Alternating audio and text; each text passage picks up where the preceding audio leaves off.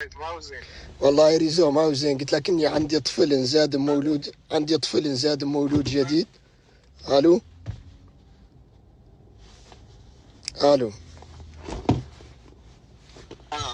زاد مولود جديد واجبرت له يعني فنان اللي يعدل له بت التماري. يا قارئ الكلمات الجاب لي ما عجبوني ونختارهم يعودوا لا بداكم انتم. الله يحفظك باللي قد سمعت لكم شيات وزيان عندي. والله ما قلت لي عني قال لي طفل قال له يحيى يا قارن نختار الكلمات يعود له على كناية كناه والده بها.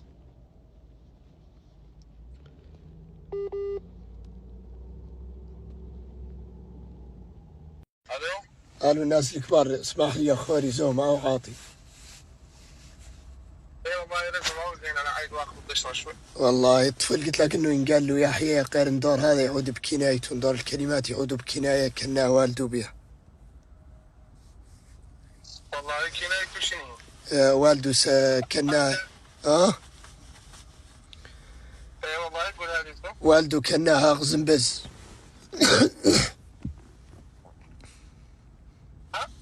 والده كناه غزنبز. والده كناه هذه انا ما وش جيت اسامي الحيوان وبس.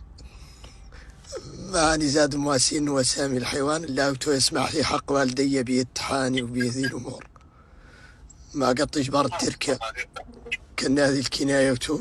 اقسم بالله انا هي لك بعد دلوقتي انا شيء بيمه.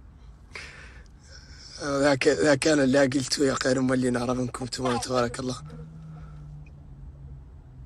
اقسم بالله ما اعرف والله اذا تخمم فركات فيها قاع بالطريقه اللي ندار بها يا غير ما استوعبت صراحه.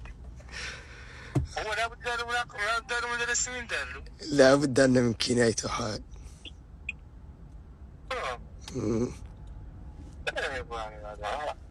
بدي يحيى. بحال انا ما اختار مثلا بعد يحدث انه عنده هوايه كيف بس ما عدت غير مودي ما نختار نعدل شيء مفلوج ولا شيء مثلا. ايوه زين. ايوه زين.